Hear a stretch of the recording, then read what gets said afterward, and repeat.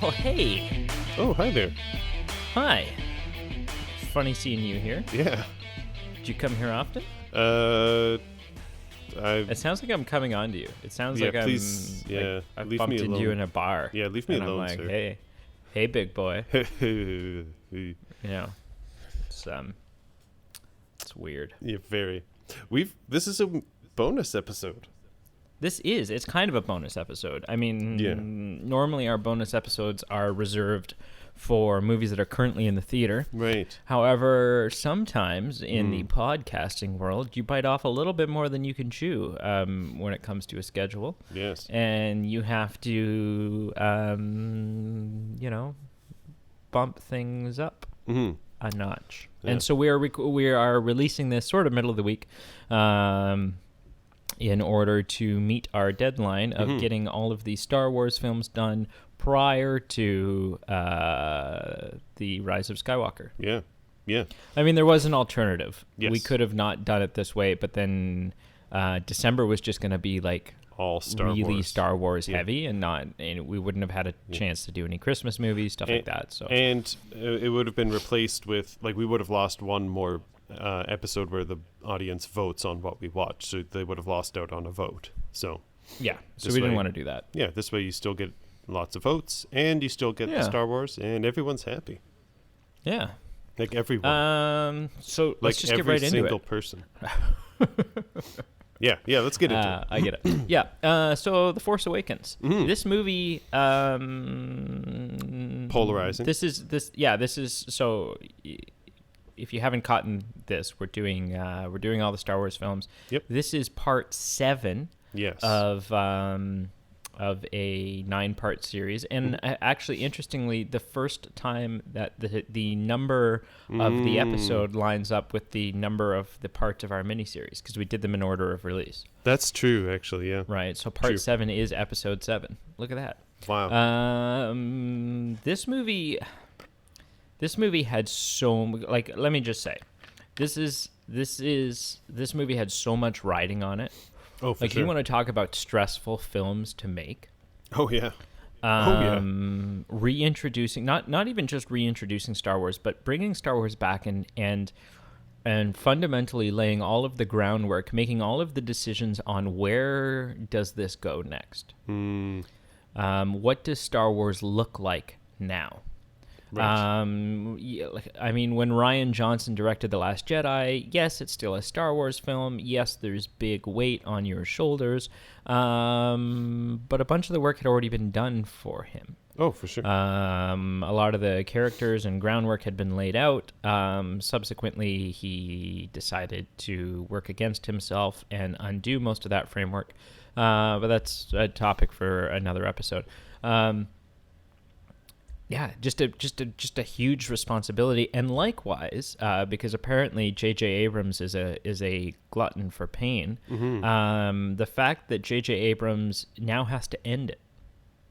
Yes. The fact that he's wrapping up not just 3 films but 9 films. Yeah. That's true. That's a lot of pressure. Like, not just the that rebirth. Span 4 decades. Yeah, he was in charge of the rebirth and then the ultimate conclusion. The ultimate, yeah. So Yeah. that's a big deal.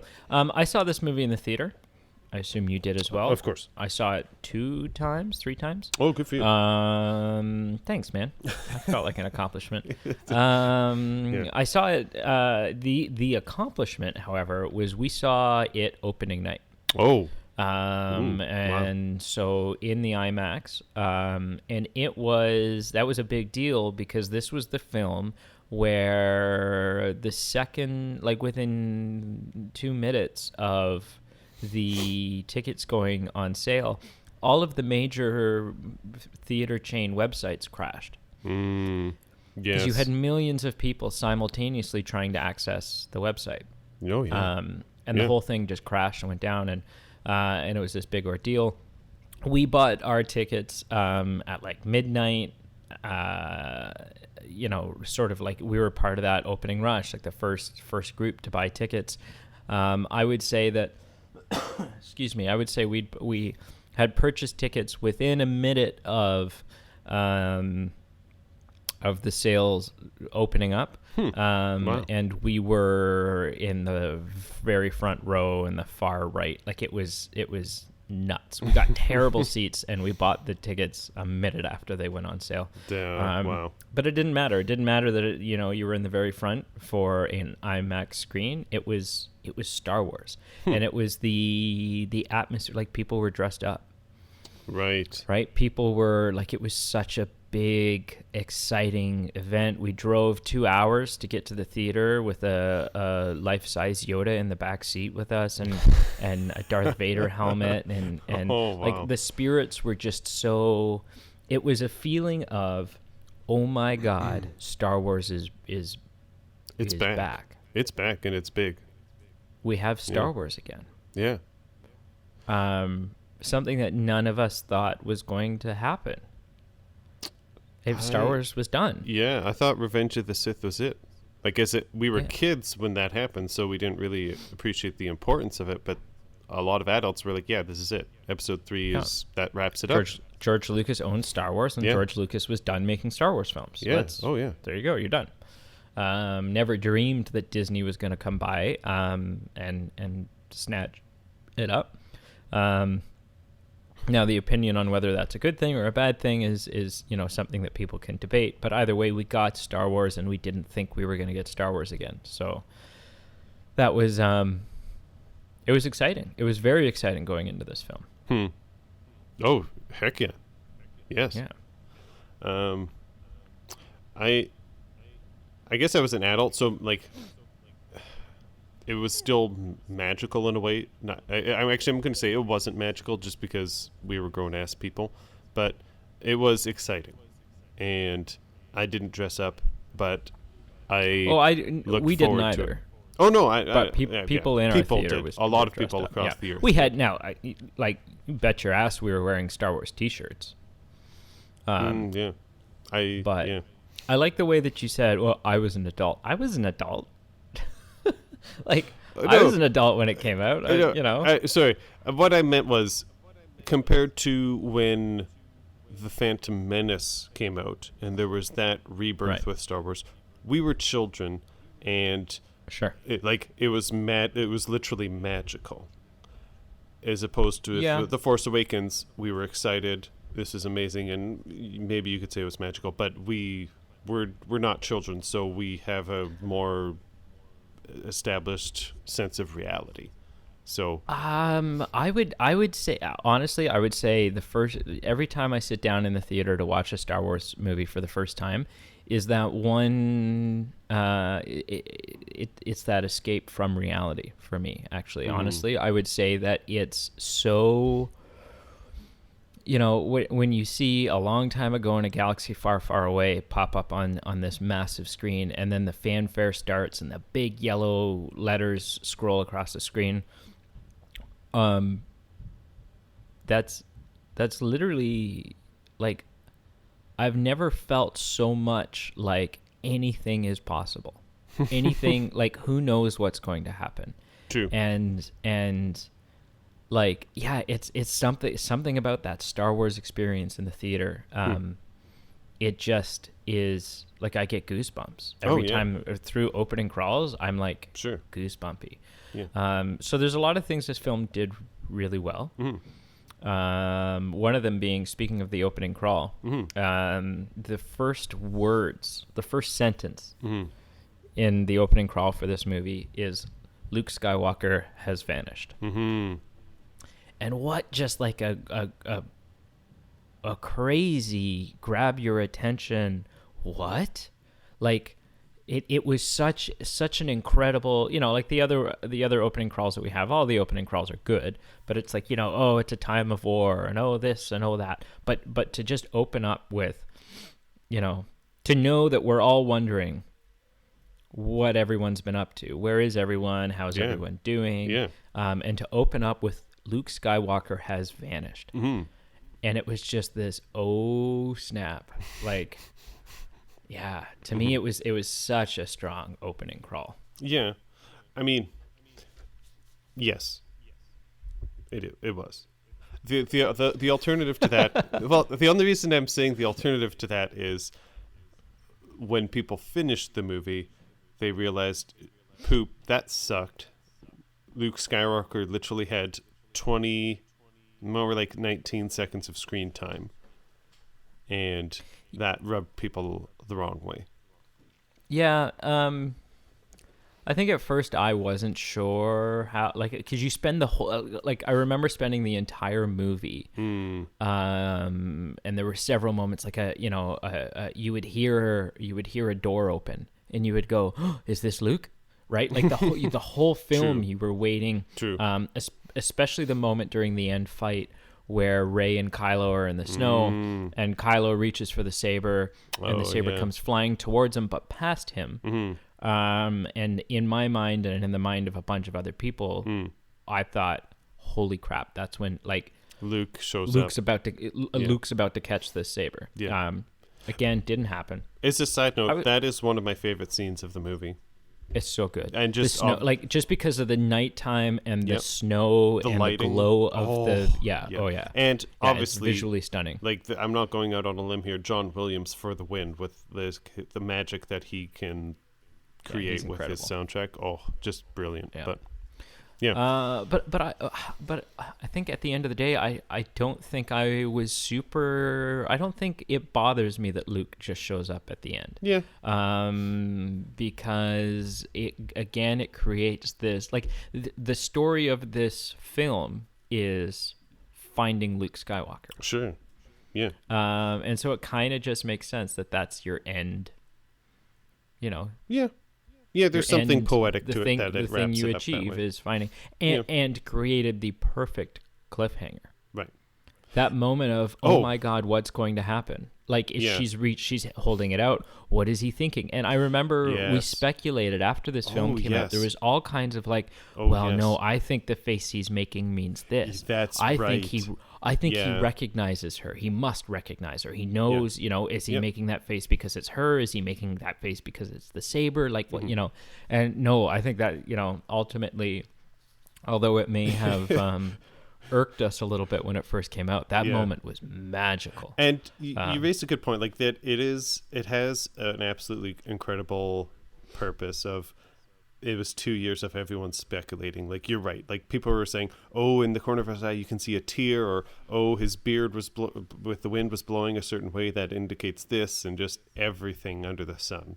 So it was, that's true. It was well done in that regard. What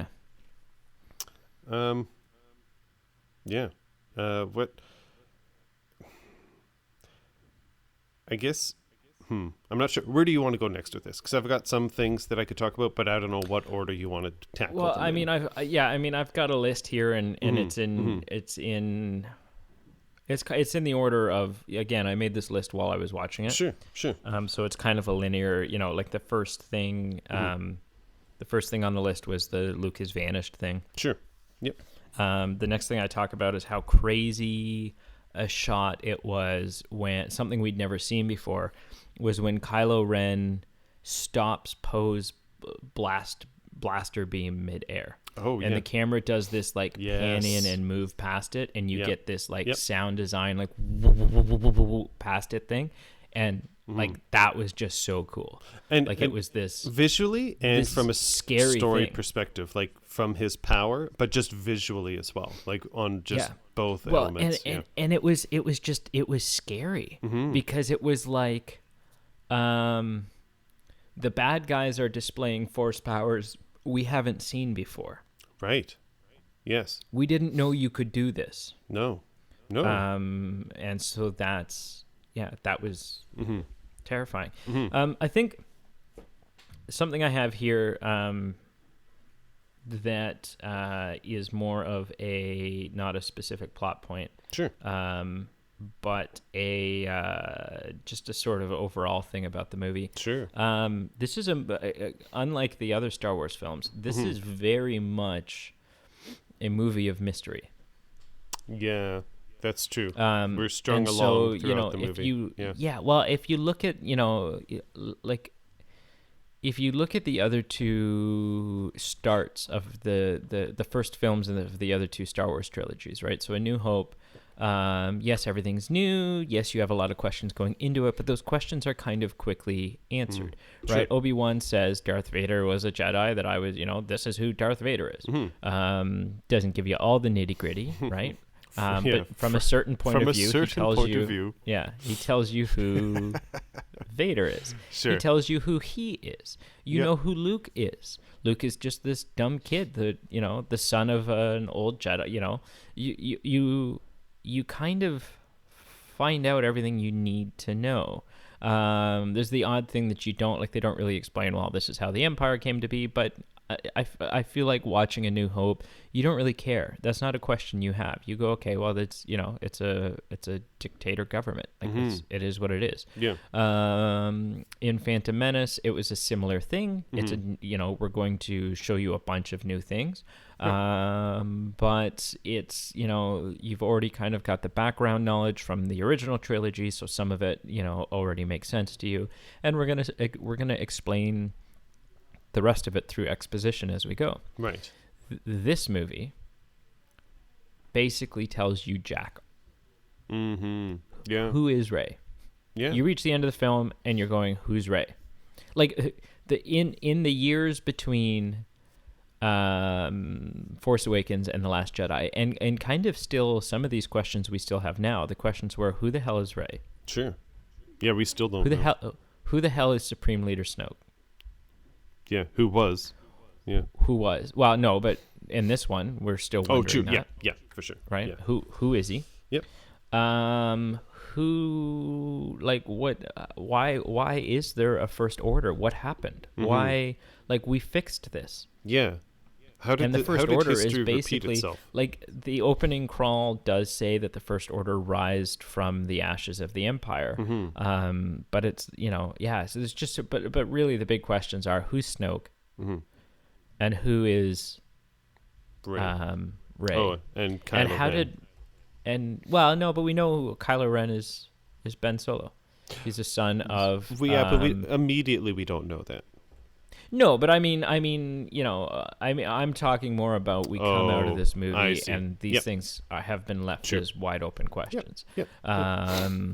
So who's that? How did Maz Kanata get Luke's saber? Oh, right. Yeah, like, what does the you don't have time. You have time to walk across a table and look at everyone's eyeballs and corneas, but you can't just take 30 seconds to be like, oh yeah, this is how I found Luke's saber. Like, give me a break. Yeah. Like, come on. And so that has been explained in comics and stuff afterwards. Sure. But again, as you alluded to previously, some questions shouldn't need additional content to explain. Shouldn't need, Yeah, just all these crazy. What did the vision mean when Rey touched the saber? Is she a Skywalker? Is she a Kenobi? Right. What does what is the significance of all of this? Which actually I have gained some new evidence and some new theories after watching it this time. Interesting. But yeah, this is just a big movie of mystery, a lot of questions that we were left with. I wonder if that's the right move.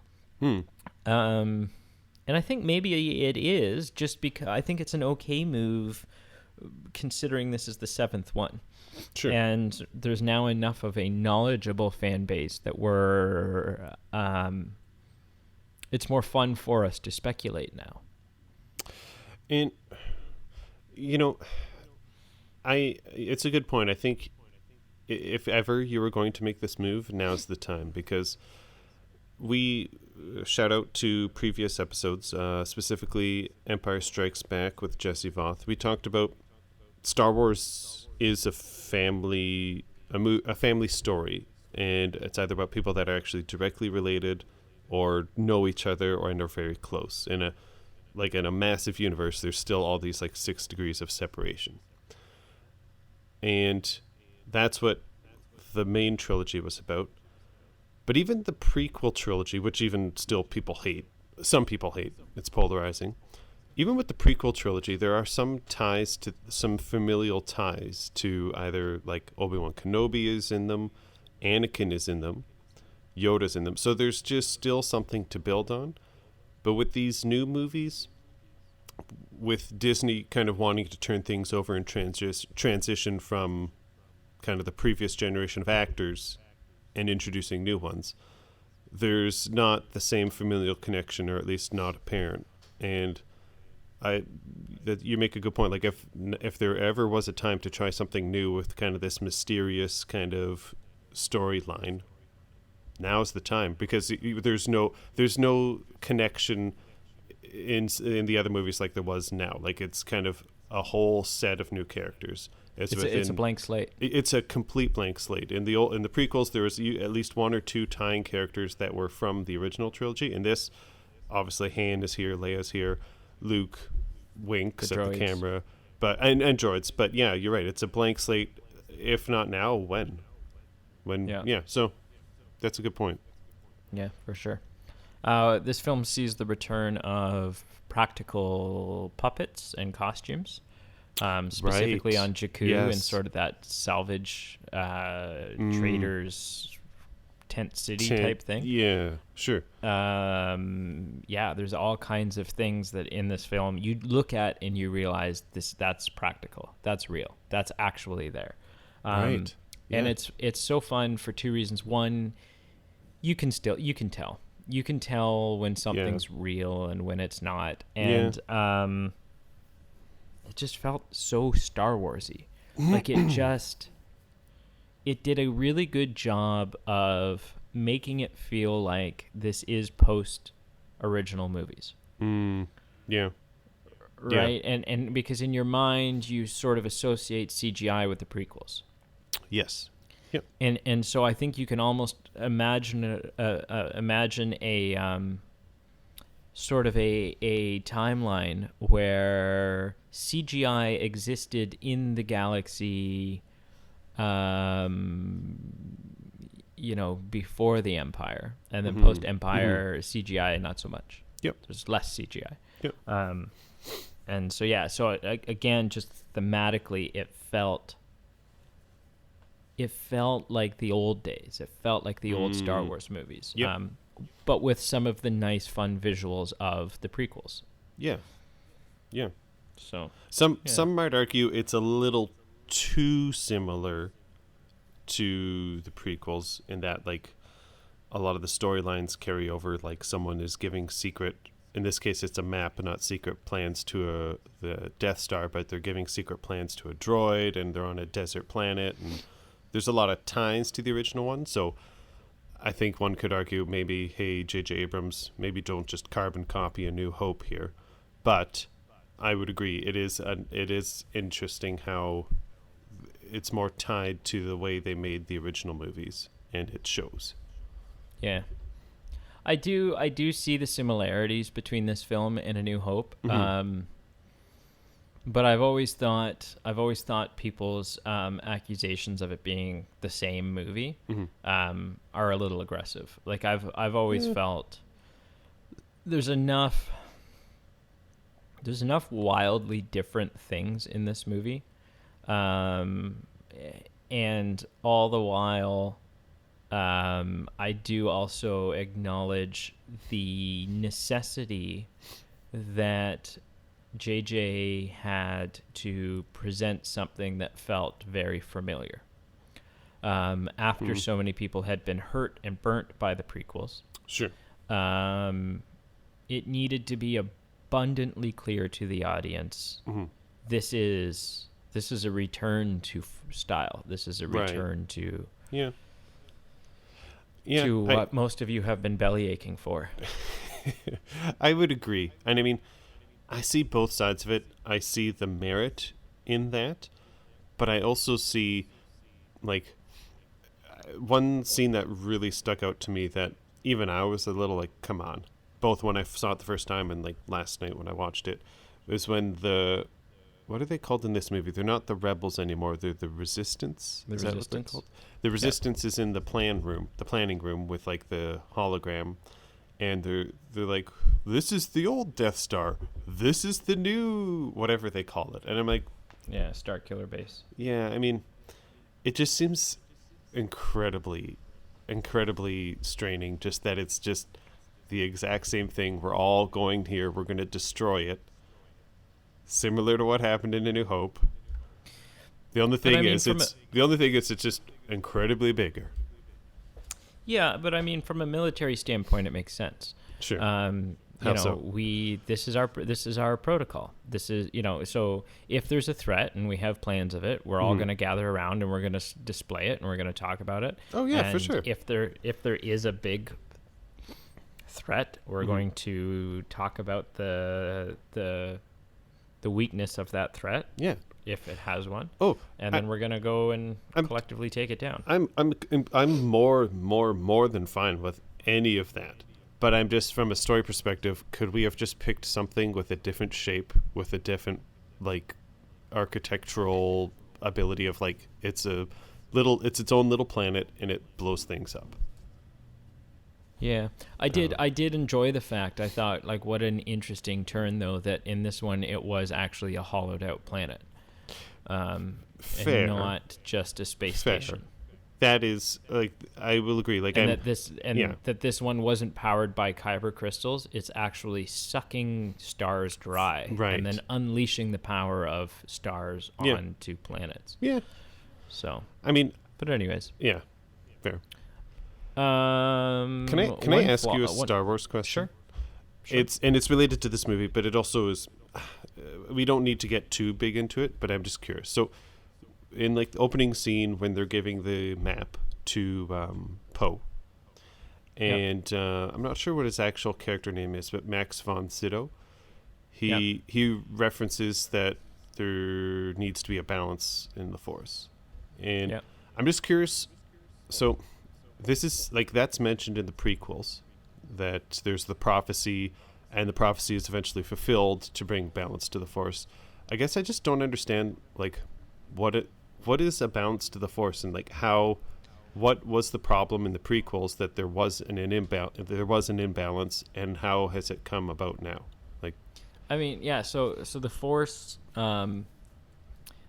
is kind of irritating in the sense that it demands balance. Mm-hmm. Thinking about the Force as sort of like a living, breathing thing. Sure. It strides for and creates obstacles, challenges, opportunities, prophecies, in order for there to be balance. Okay. And so I think it's actually I think it's a line from The Last Jedi, or it's in the trailer for Last Jedi or something. It could be in the trailer for this one, I'm not sure. But there's a line that is, the light rises and the dark to meet it. Which basically means the Force will always... Yeah, it longs for balance, which means it will never be happy if there aren't bad guys to fight the good guys, and vice versa. And so one of the arguments that has been made about why Rey is so powerful so quickly is because out of necessity, out of a need to create balance. Okay. Right. And so the fact that we have this major threat, we have Kylo Ren and we have Supreme Leader Snoke and we have and we don't really have anyone from a Force standpoint who is a worthy opponent, with the exception of Luke, but Luke's checked out. Right. And so, so then the Force kind of put all its eggs in the Rey basket. Right. Right. And yeah, does that kind of answer your question? A little bit more, that it's not just a status that's set in stone, but it more of a fluidity. It is a constantly, an ebb and flow, I guess you'd say. Like, it's not just that it's a certain status of we need this met, but it's a balance. I guess balance. Yeah. Oh, yeah, that's deep. But yeah, it's ever changing, always moving, reacting to what's going on. Yeah. Hearing. One of the reasons why in the prequels the Jedi failed to detect the Sith, and one of the reasons why it went the way it did is because the Sith, up until that point, for the last 1,000 years, the Sith didn't really have a good foothold. Right? And so it went extremely in the opposite direction. Sure. The Jedi's ability to use the Force had diminished, and through that the Sith gained their ground again. Cool. So, yeah. A flaw that I see in this movie, a moment where I was like, "Whoa, hang on," is that when Finn first rescues Poe, I feel like Poe offers up way too much information way too quickly. If I'm in too. Poe's like, yes, I got to get this droid. He's got a map to Luke Skywalker. Yes. You've only known him 10 minutes. Yes. It could be like a trap. He's a stormtrooper. Yes.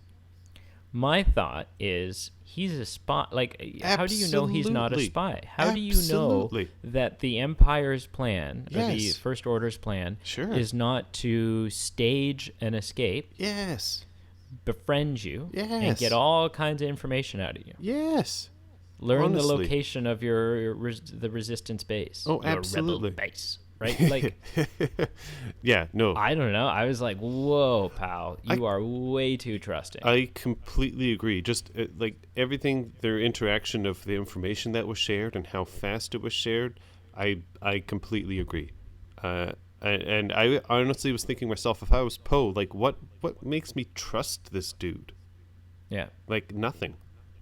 Like, yeah, absolutely. That's a good point. That's a good point. I think the Kylo Ren and Hux rivalry is a lot of fun. The fact that in this sort of our lightsaber wielding bad guy is kind of on the same playing field as this other guy, right? And so it's not kind of like you do as I say. It's this kind of like ebb and flow of like, well, I'm gonna tell Dad.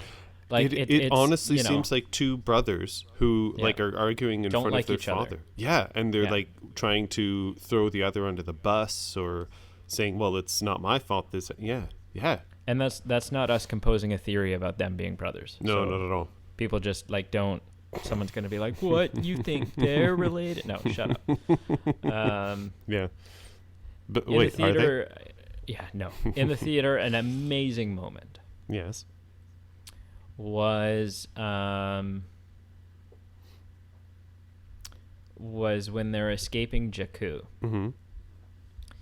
and they're running towards a ship. They're looking for a ship, and Finn says, "What about that one?" And Rey says, "That ship's garbage." Yeah, and it doesn't show you. Just go, okay, that's just a junk pile.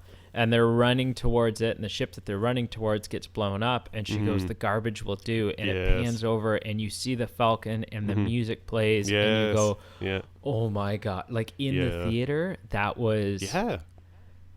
incredible. Like, it was such a rush to see that, and the way that they paired the music up with it. Yeah. It's so good. Here's a question, though. No, I want to... scene similar, very different, obviously, but the Kylo Ren monologue scene, and then he walks away, and it's the Vader mask and the Vader music. The Emperor's March starts playing. Very similar. Of just, oh my gosh. I feel it again. Yes. I feel the pull to the light side. Yes. Yeah. Oh yeah. Sorry, what were you saying? How does Rey like? This is Rey's first time leaving the planet. Yeah. And she mentions sort of in a quick throwaway line that I think is supposed to attempt to explain what's happening. I've flown ships before. Okay. But she's like friggin' wizard at the controls of the Falcon. She's doing like all kinds of crazy. She's flying the Falcon. They're off in space now. That just seemed, and again, like that's one of those things where you go, well, she's super force sensitive, and the the force is using her as a conduit to, like whatever. But I don't know. I just felt like, man, you picked up on, like, you Yeah. adjusted to the learning curve here pretty quick. Like even human beings, if someone goes from like a Honda Civic to a Toyota Corolla, just a two-dimension, like just a not a flying machine, but just a machine that goes on flat surfaces. It is hard. Buttons are in slightly different places. Everything's in slightly different places. Something like different features, different abilities, and like people aren't always comfortable until like a few runs in, right? But yeah, I agree. That's a little fast to be like, oh yeah, I'm 2 steps ahead of you, Han, when they're driving together, when she's co-piloting with him. Also, why does Rey speak both BB-8 and Wookiee? Yeah, I mean. Like, where did she pick that up? Maybe she's, I don't know. Rosetta Stone for Wookiee and BB-8 units? I don't know. Yeah. One specific scene I love the imagery in, and just the scenes itself, are Rey when she's scalping parts from those old Imperial fleet. I love Star Destroyers? Yeah, Star Destroyers. Yeah, thank you.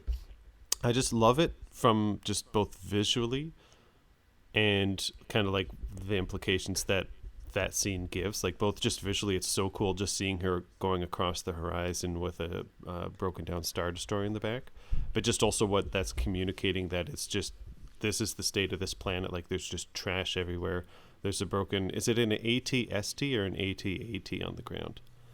I think the one on the ground is an AT-AT. Yeah. So, like, just all this old Empire. And Return of the Jedi is what? Probably like 25, 30 years ago. So the Empire, I'm assuming, has been gone for quite some time. And there's just all this garbage littered everywhere. And it gave me feelings of a bit of Tatooine from Phantom Menace. Just because it was such an outlier of a planet that Republican credits were no good, and they were literally stranded there. So I just really love that scene, just both visually and from what those visuals are telling us about Jakku. I absolutely love it. And this is the first scene where you hear Rey's theme music, which is fun. True. It's kind of like a fluty kind of playful, like yeah. So the Battle of Jakku happens 1 or 2 years after Return of the Jedi. Oh, really? Okay. They don't. And again, they don't talk about that in the movie. No, not at all. You kind of have to dig deeper to get that information, but it happens a little while after Return of the Jedi, and it's kind of even though the Emperor's dead and Vader's gone, you still have you've still got an empire, you've still got like fleets and all this stuff. For sure. And so it wasn't really until the Battle of Jakku that the empire was pretty crippled. Oh, interesting. And kind of in ruins. Cool. And then through that is when Supreme Leader Snoke kind of became, through killing other worthy successors, so that he was the only one. He becomes the guy that sort of rejuvenates the empire. So can I ask you just logistically here? Yep. I'm just trying to understand the dynamic. So obviously the First Order, as it says in the credits, rose from the ashes of the Empire. The Resistance exists. And so in the original trilogy, like, the rebels were literally that. Like, they were rebelling against this massive force of the Empire. Yeah.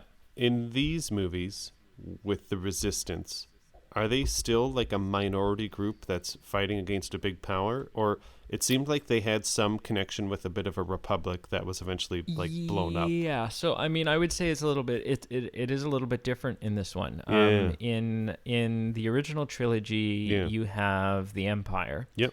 Which is the government. They are the end all and say all and end all. Yeah. And so you have people who are rebelling against it. Then we got rid of the Empire. Yeah. And we were able to form a new government. We were able to, have a Senate again. Right. And we were able to, because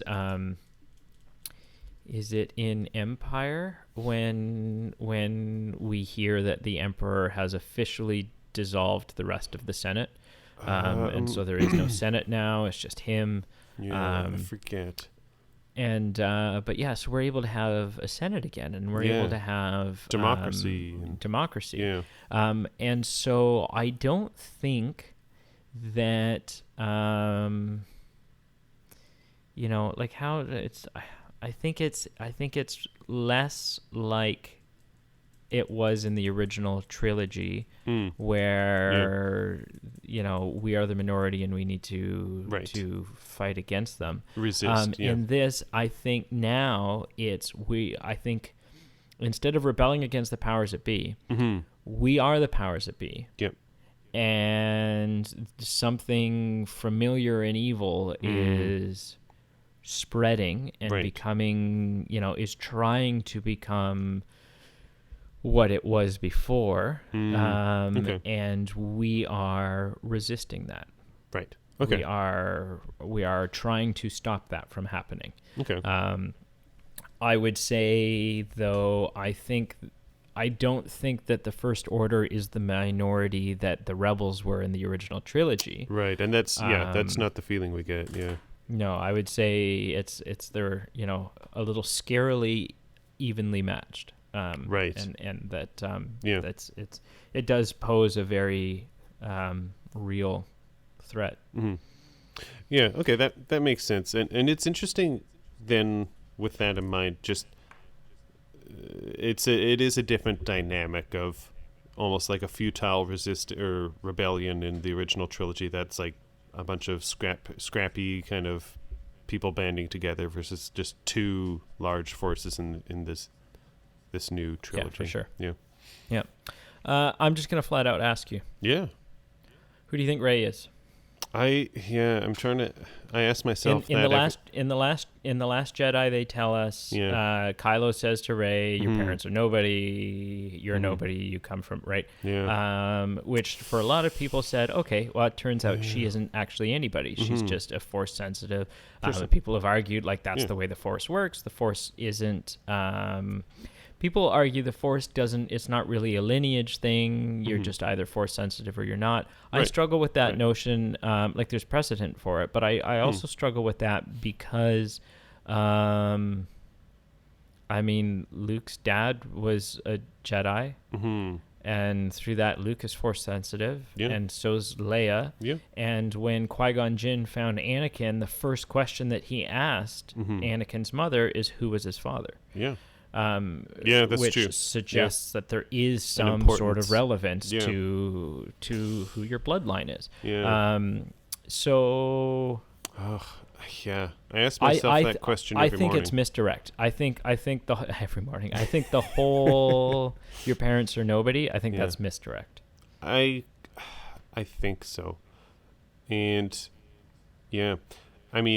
I guess this is interesting to see where it's going to go. Will it return to the historical kind of standard of there was always some degree of separation between all our characters or familial ties, and that she's related to Obi-Wan Kenobi or Luke or Leia? I guess not Leia. But, or is she just random? Why not Leia? I guess it could be.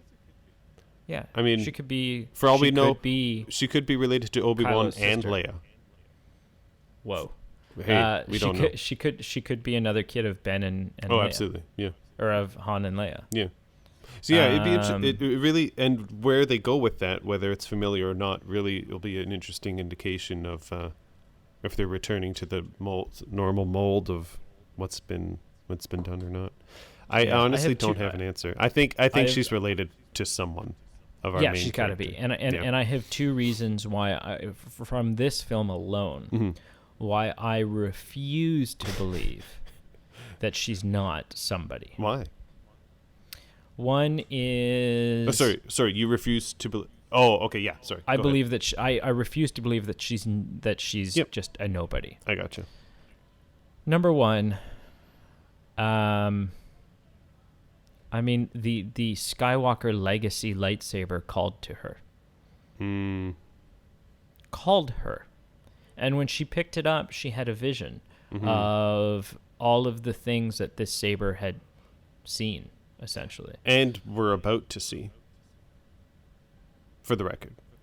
Is there? I don't think there's any. There's a flash of the woods and the snow. There's a flash of the wood. Yes, you're right. And there's a flash of the Knights of Ren, which that saber won't have encountered yet because that's not the saber that Luke has had. Even when Ben overthrows the temple and burns it down, Luke's got his green saber. Oh, interesting. Right. Yeah. So there's that reason.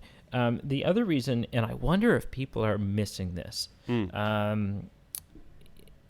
So I mean, J.J. Abrams has said several times he's surprised at the debate of who Rey is. I think that is a mystery that was unintentional. Okay. Because he has said that he felt like it was made very obvious in The Force Awakens who she is. Oh. And having this been the first time that I've watched it since I've heard that, I'm like, okay, what are the clues? What are the indicators? Like, I watched it this time basically on a who the hell is Rey fact-finding mission. And yes, in The Last Jedi, they say, well, she's nobody. But two things. A, he's a Sith and a liar and an asshole. And two, Rian Johnson, despite what we've heard, there's been all this, well, no, we agreed on everything and that's totally what we meant to do. I don't think that's the case. There's been a lot of press around the fact that Rian Johnson and J.J. Abrams don't like each other. They don't get along. Oh. And so I think... I don't know. I do think it's misdirect. I do think she's going to end up being someone. Because there's a moment, and it's a blink and you'll miss it moment. Okay. But when they're in Maz Kanata's castle, and Finn's got up and left, and Rey has left, and it's just Han and Maz sitting at the table. Okay.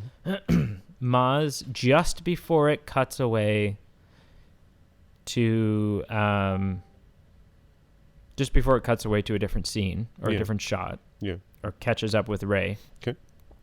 Maz looks at Han and says, "Okay, who's the girl?"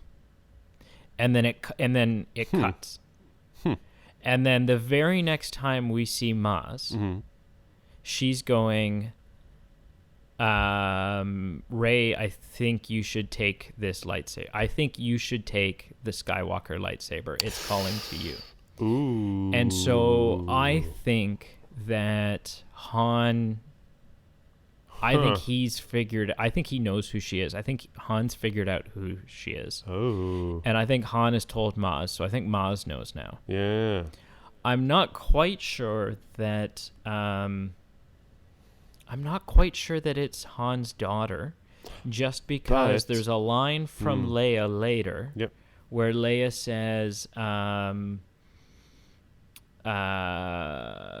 Leia's talking to Finn, Rey's been captured by the First Order, right? And Leia says to Finn, Han told me about the girl. And that just seems... and maybe that's misdirect still. Yeah. But yeah, I don't know. There's so many theories on if she is Luke or if she is Luke's daughter, why she could have been left there, right? Like, I mean, Luke was gonna run off. Luke was, although then that doesn't really work out timeline wise, because Luke would have left her there long before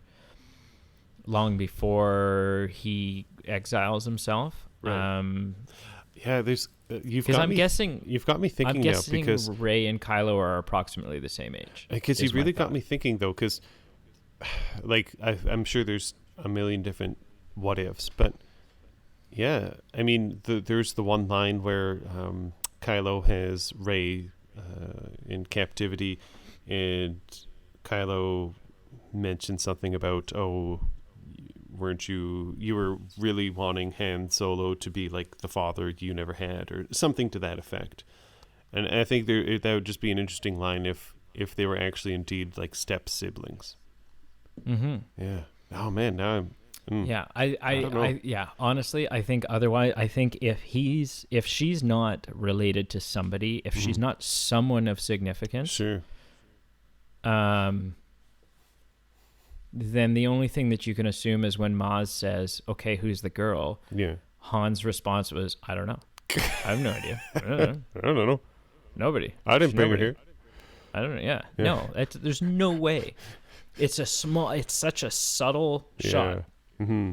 It's a blink and you miss it. Yep. Don't read too much into it. I didn't read into shot. it at all. Yeah, that's a really good point. I think that shot holds the key to proof that she's somebody. She's not a nobody. She can't be. And it just doesn't, from a Star Wars standpoint, it doesn't make any sense. Star Wars is a soap opera that takes place in space. A story about dysfunctional families. And you know what? Especially with Han dead now, I don't think the Ben Solo and Leia thing is enough of a Skywalker plot to be the end all. And, I do think it's interesting if she is somebody that, we go 2 films without knowing that. An interesting choice that, and maybe that was Rian Johnson's choice. Maybe J.J. Abrams' intention was that it would be revealed to you in episode 8 who she is. But I don't know. I refuse to believe that she's not somebody. Oh yeah. Yeah. What do you have on your list? Anything else? That actually pretty much exhausts it. I've got a couple trivia questions, but that's... Yeah, then the only other thing I'm going to defend, people get bent out of shape. They say, well, how come both Finn and Rey were able to just pick up a lightsaber and go hand in hand with Kylo? Yeah. And to that, I say, if you watch Finn's lightsaber performance, he's not very good. Oh, yeah, he's pretty clumsy. He gets his ass awkward. kicked. Yeah. And he's received, but any skill he does have can be attributed to the fact that he's received training. Like, he was bred as a stormtrooper. So he knows combat. Yeah. Right? Fair. As far as Rey goes, again, Rey's pretty clumsy. Like, they're not doing prequel style lightsaber fighting. No. And so it seems to me she's not very good. But Kylo doesn't seem very all that good with a lightsaber in this scene either. Like, it's not a very intricate fight. And so it's got less to do, I think the outcome of that fight in the forest has got less to do with Rey's ability and more to do with Kylo's apparent lack of lightsaber ability, which then also, pens the question, was he holding back for some reason? Right. Was he wanting to keep her alive? I don't believe that he knows who she is, because he's proven to be weak enough emotionally and mentally that there's no way he would not confront her on a personal, to say, look, this is who you are. Right. But then, I don't know. If he does know, it would make the whole... it would make the whole "your parents are nobody," it would make that a more effective and meaningful misdirect. Right. That he knows who she is, and he's afraid if she knows that she's a Skywalker, right, that will empower her somehow or something. Yeah. Yeah, I don't know. Hit me with some trivia, boy. That woke me up really quick. Okay, here we go. This is a lot of... let's go with this one first. This is the 4th movie in history to reach the 2 billion mark after which 3 films? Oh, jeez. So these 3 films earned more than this movie. So this is 4th. Which plays into what I was saying the other night with in our Frozen episode. That it used to be a really big deal. Right. And not so much anymore. Yeah. Okay. $1 billion. Mm-hmm. Well, Avatar. That's one. 2009. 2009. What year did this come out? This came out in 2015. 15, yes. Okay. Avatar. Does that count as two if I say it twice? No, no. One movie after it. So like the two, which you named, one came out before Force Awakens. One came out after Force Awakens. Oh, I thought you said this was the fourth film. Sorry, no. It's one of four. It's the fourth highest grossing film. Wait, what? Reword the question. This is so confusing. Yeah, sorry. This movie is the fourth highest grossing film in history. What are the top three ahead of it? Oh, so why did... Okay. Yeah. I was totally confused. I probably asked it in a weird way. By the $1 billion. Yeah. That played yeah, so that wasn't the part that I was asking. Okay, so Avatar. Which is one, yeah. Yeah. Endgame. Yes, Avengers Endgame 2019.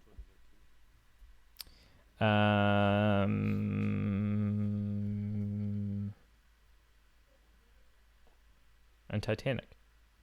Ding, ding, ding, 1997. Yeah, those four movies made a boatload of money, but so did Force Awakens. The one kind of... They're actually all in the $2 billion club, aren't they? Yeah, I believe so. The one thing that this movie did that the others didn't, that Star Wars Force Awakens was the fastest to 1 billion. Oh, okay. And it did it in 12 days, apparently. Wow. I wonder how much of that was pre-sale. Well, yeah, you got to wonder, right? Question number 2. John Williams received an Oscar nomination for scoring this film. How many Oscar nominations do you think he's received? And I'm going to make it an over-under, and I'm trying to decide where to set it. Do you think he's received over or under 30 nominations? Over or under 30? Mm-hmm. I mean, 30's a lot. Yeah, we've touched on this topic before, and we'll get into it into the Oscar season. Like, a nomination is an accomplishment. It's a big deal. Like, even just if you get one. He's also been around a long time. Mm-hmm. Yeah. And he scored a lot of films, a lot of like very successful films. Mm-hmm. I'm gonna say over. I think he's gotten more than 30. You're correct. How much? And you've got the question right. I'm not gonna pull you over the coals here, but how much higher do you think it is? If you had to just guess. I would say probably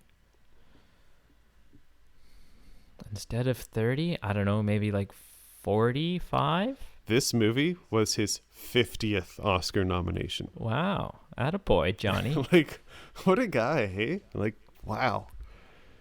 Oh, boy. The last question. I'm trying to decide. I'm picking between two here. As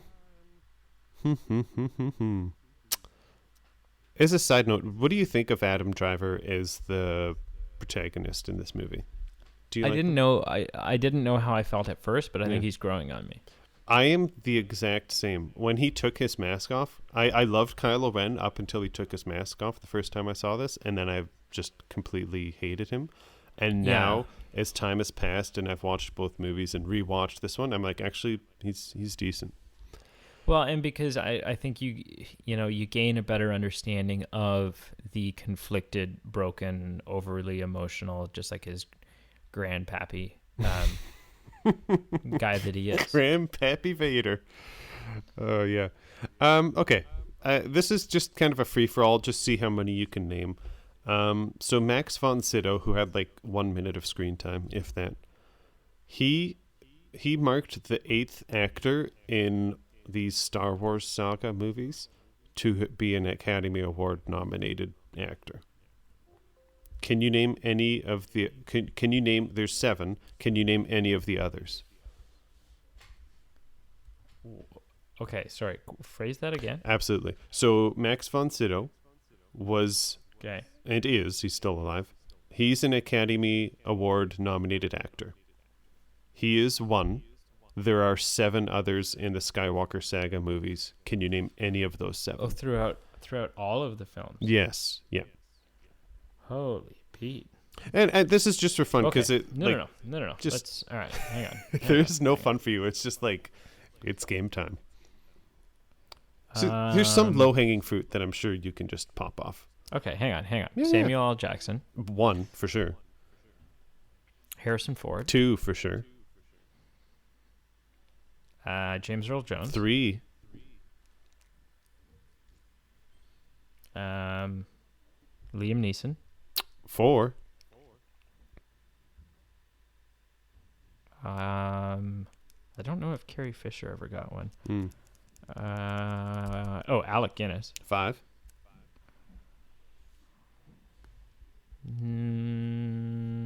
Natalie Portman. 6.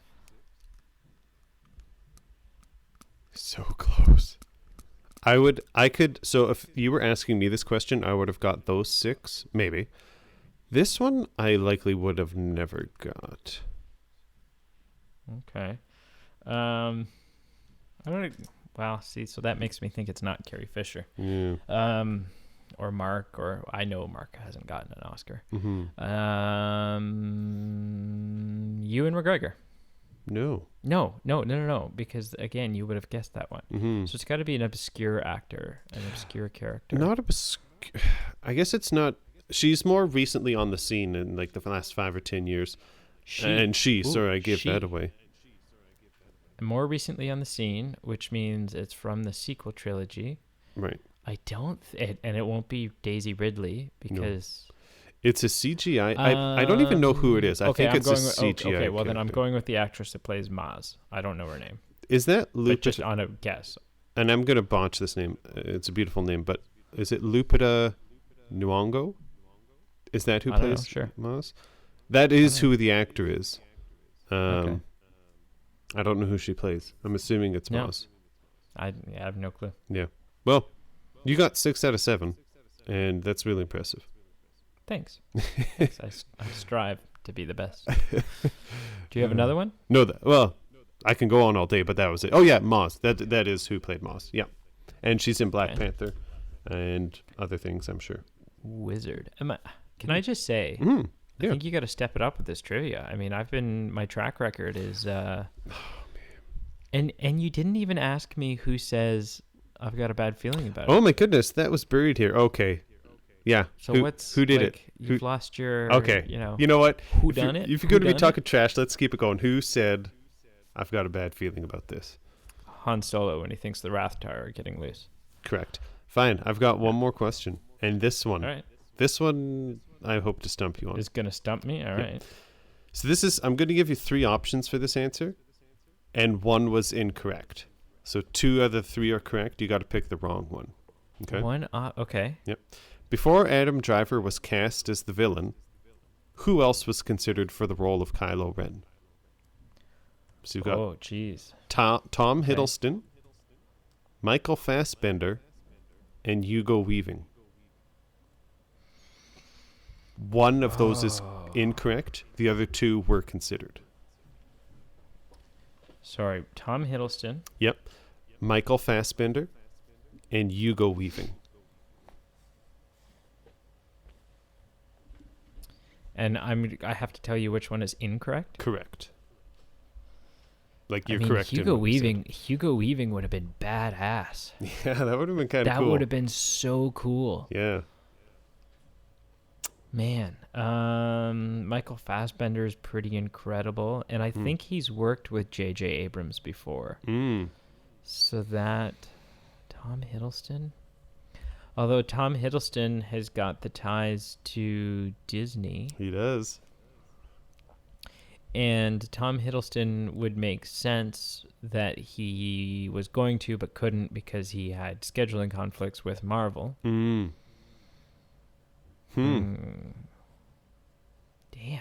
it to hell.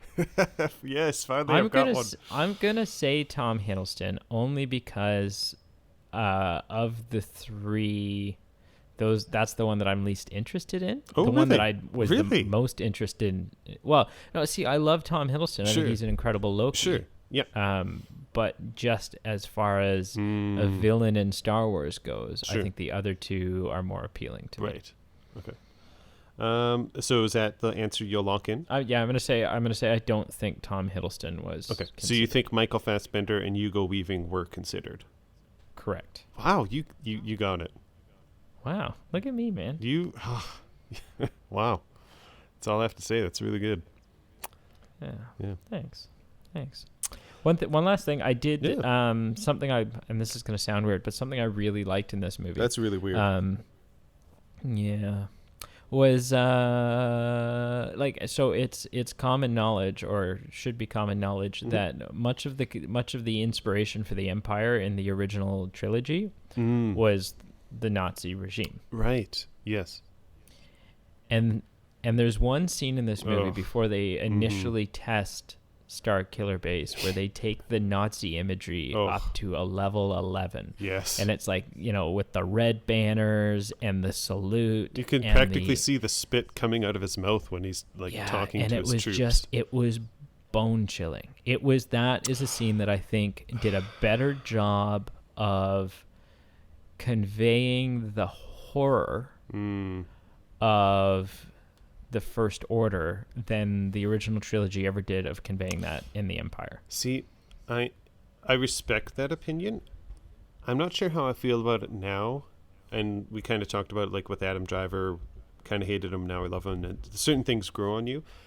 I'm not sure, I maybe appreciate that a bit more now, but when I first watched it, I thought it was just too over the top.